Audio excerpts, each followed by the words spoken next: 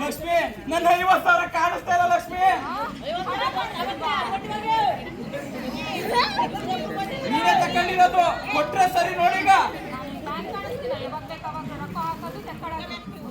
ನಮ್ಮ ಮನೇಲಿ ಏನೇ ನಡೆದ್ರು ಏನಾದ್ರು ನಿನ್ನಿಂದನೇ ಆಯ್ತಾ ಇರೋದು.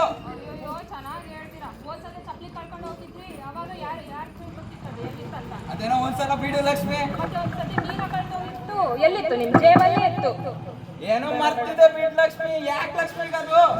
ಒಂದೊಂದ್ಸತಿ ಹೇಳಿ ನನ್ನ ತಲೆ ಮೇಲೆ ಹೋಗ್ಬೇಕು ಸರ್, ಅಷ್ಟೇ ನಿಮ್ಗೆ ಗೊತ್ತಿರೋದು. ಬೆಳಗ್ಗೆನೆ ಏನೋ ಕಿತಾಬ್ ಬಂದಿದ್ಯಾ? 3 ಜನನೆಲ್ಲ ನೀನ್ ಹೇಳ್ತಾ ಇದೆಯಲ್ಲ. ಏನಂತ ಗೊತ್ತಾಯ್ತಾ ಇಲ್ಲ? ಏನೋ 50,000ನ ನಡ್ಲ ಪೊಲೀಸ್ ಸ್ಟೇಷನ್ ಹೋಗೋಣ. ಅಯ್ಯೋ ಅಣ್ಣ, ಇರ್ಲಿ, ಇವ್ರಿಗೆ ನೆನ್ಪು ಬರ್ಲಿ, ಅವಾಗ ಪೊಲೀಸ್ ಗಿಲೀಸ್ ನೋಡ್ಕೊಳ್ಳೋಣ ಅಂತ. ಹಂಗ ನಾನು ಅನ್ಕೊಂಡಿದ್ದೆ ಏನೋ ಗ್ಯಾಸ್ ಸಿಲಿಂಡರ್ ಸಿಕ್ಕಿದೆ ಅಂತ. ಜಗಳ ಇವ್ರಿಗೂ.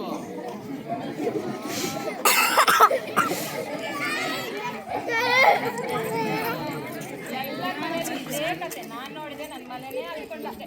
ಸರಿ, ನಾನು ಪಾತ್ರೆ ತೊಳಕ್ ಹೋಗ್ತೀನಿ. ಲಕ್ಷ್ಮಿ, ಇವ್ರು ಇಷ್ಟ ಬಿಡು. ಈ ಗಂಡಸ್ರೆ ಹಿಂಗೆ ಹೆಂಡತಿರ ಮೇಲೆ ಗೂಬೆ ಕೂರಿಸ್ತಾರೆ. ಅಯ್ಯೋ, ಹೋಗವನಿಗೆ ಕೆಲಸ ಮಾಡ್ತಾರೆ. ರಮೇಶ್ ಮತ್ತು ಲಕ್ಷ್ಮಿ ಅವರ ಜಗಳ ನೋಡಿ ಪಕ್ಕದ ಮನೆಯವರು ಕೂಡ ಗೊಂದಲಕ್ಕೆ ಸಿಲುಕಿದರು.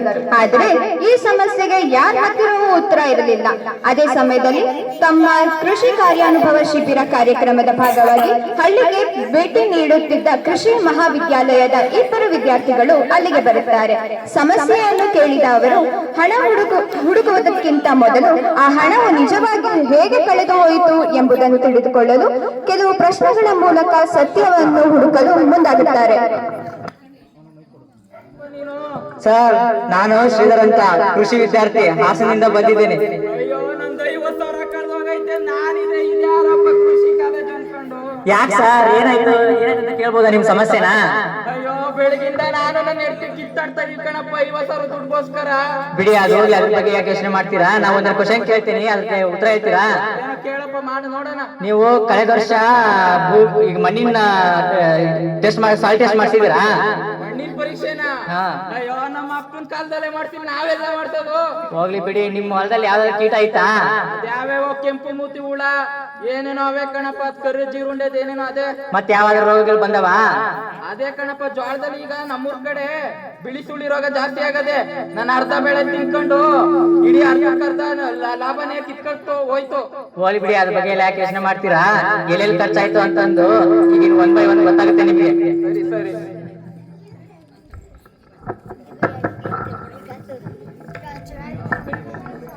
ಹಳ್ಳಿಯಲ್ಲಿ ಕಂಡುಬಂದ ಸಮಸ್ಯೆಗಳನ್ನು ಗಮನಿಸಿದ ಕೃಷಿ ವಿದ್ಯಾರ್ಥಿಗಳು ಅವುಗಳಿಗೆ ಸರಿಯಾದ ಪರಿಹಾರ ಪಡೆಯಲು ತಮ್ಮ ಸಬ್ಜೆಕ್ಟ್ ಮ್ಯಾಟರ್ ಸ್ಪೆಷಲಿಸ್ಟ್ ಅವರನ್ನು ದೂರವಾಣಿ ಮೂಲಕ ಸಂಪರ್ಕಿಸುತ್ತಾರೆ.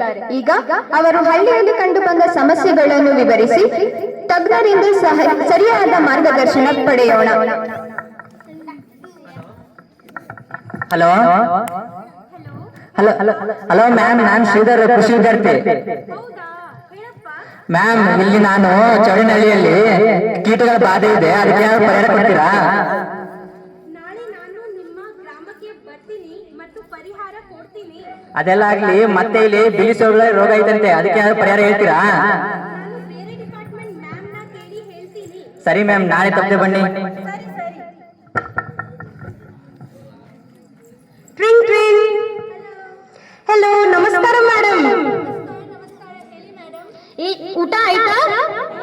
ನಿಮ್ದು ಆಯ್ತು? ಆಯ್ತು ಆಯ್ತು ಮೇಡಮ್. ಮೇಡಮ್, ಚೌಡನಹಳ್ಳಿಯಲ್ಲಿ ಜೋಳದಲ್ಲಿ ಬಿಳಿ ಸುಳಿ ರೋಗ ತುಂಬಾ ಆಗಿದೆ. ಹಾಗಾದ್ರೆ ನಾಳೆ ಇಬ್ರು ಸೇರಿ ಚೌಡನಹಳ್ಳಿಗೆ ಹೋಗೋಣ. ಸರಿ ಸರಿ ಸರಿ ಮೇಡಮ್. ಮೇಡಮ್, ಸರಿ.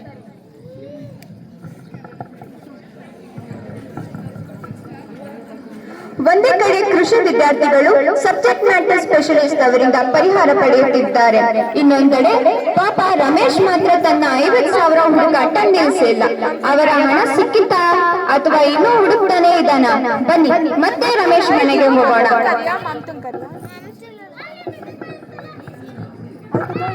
ರಮೇಶ, ನಾನು ಯಾರು ಅಂತ ಗೊತ್ತಿಡ್ದ? ನಾನು ನಿನ್ನ ಹೊಲದ ಮಣ್ಣು. ನೀನು ವರ್ಷ ವರ್ಷ ಮಣ್ಣಿನ ಪರೀಕ್ಷೆ ಮಾಡುವುದಿಲ್ಲ, ನನಗೆ ಬೇಕಾಗಿರುವ ಸೂಕ್ಷ್ಮ ಪೋಷಕಾಂಶಗಳು ಕೊಡುವುದಿಲ್ಲ. ಜಿಂಕ್, ಬೋರಾನ್ ಅಥವಾ ಸೂಕ್ಷ್ಮ ಪೋಷಕಾಂಶಗಳು ಕೊಡುವುದಿಲ್ಲ. ದಿನ ಮಣ್ಣಿನ ಪರೀಕ್ಷೆ ಹಾಗೂ ಸರಿಯಾದ ಪ್ರಮಾಣದಲ್ಲಿ ಗೊಬ್ಬರ ಹಾಗೂ ಅದರ ಪ್ರಮಾಣ ಕೊಟ್ಟಿದ್ದರೆ ನಾನು ನಿನಗೆ ಲಾಭ ತಂದು ಕೊಡುದು ಬಿಡುತ್ತೇನೆ. ನಿನ್ನ ಒಂದು ಭಾಗದ ಹಣ ಇಲ್ಲೇ ಹೋಗಿದೆ.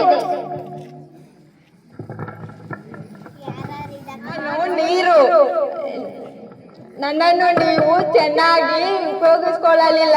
ಹೇಗ್ ಬೇಕೋ ಹಾಗೆ ಉಪಯೋಗಿಸಿಕೊಂಡು ಹೊಲಗಳಿಗೆ ಹಾಯಿಸಿಕೊಂಡಿದ್ದೀರಾ, ಬೆಳೆಗಳನ್ನು ನಾಶ ಮಾಡಿಸಿಕೊಂಡಿದ್ದೀರಾ. ಬೆಳೆ ಎಲ್ಲ ಕೊಳೆತು ಹೋಗಿದೆ. ಅದರಿಂದ ನಿಮ್ಮ ಕರೆಂಟ್ ಬಿಲ್ ಕೂಡ ಜಾಸ್ತಿ ಆಗಿದೆ. ನೀವು ನೀರನ್ನು ಚೆನ್ನಾಗಿ ಉಪಯೋಗಿಸಿಕೊಳ್ಳಿ, ನಿಮ್ಮ ಬೆಳೆ ಕೂಡ ಚೆನ್ನಾಗಿ ಬರುತ್ತದೆ ಮತ್ತು ನಿಮ್ಮ ಹಣ ಕೂಡ ಉಳಿಯುತ್ತದೆ.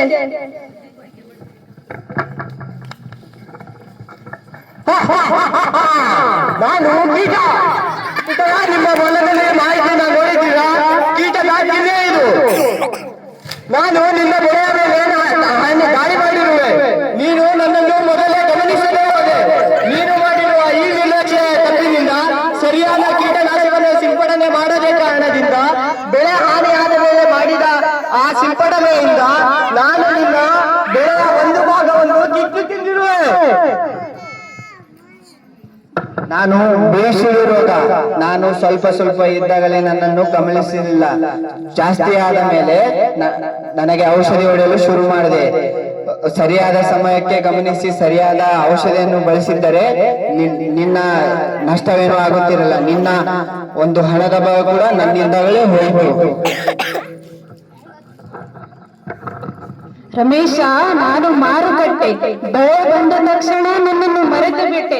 ಬೆಳೆಯ ಬಗ್ಗೆ ನೀನು ಏನು ತಿಳಿದುಕೊಳ್ಳಲಾರದೆ ಸ್ವಲ್ಪ ಕಾದು ಅದರ ಬಗ್ಗೆ ತಿಳಿದುಕೊಂಡಿದ್ದರೆ ಇನ್ನೂ ಹೆಚ್ಚು ಲಾಭ ಸಿಗುತ್ತಿತ್ತು. ಆದರೆ ಆತುರದಿಂದ ಆ ಬೆಳೆಯನ್ನು ಮಾರಿದ್ದರಿಂದ ನೀನು ಕಳೆದುಕೊಂಡೆ ಅಲ್ಲ 50,000. ಅದರಲ್ಲಿ ನಾನು ಒಂದು ಭಾಗವಾಗಿದ್ದೇನೆ.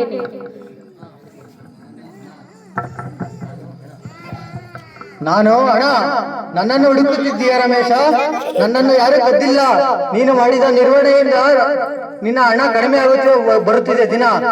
ನೀನು ಮಾಡಿದ ನಿರ್ವಹಣೆಗಳು ಯಾವುವೆಂದರೆ ಮಣ್ಣಿನ ಪರೀಕ್ಷೆ ಮಾಡಿಸಿಲ್ಲ, ನೀರನ್ನು ಮಿತವಾಗಿ ಬಳಸಿಲ್ಲ ಮತ್ತು ಕೀಟಗಳ ರೋಗಗಳನ್ನು ನಿಯಂತ್ರಣವನ್ನು ಮಾಡಿಸಿಲ್ಲ ಮತ್ತು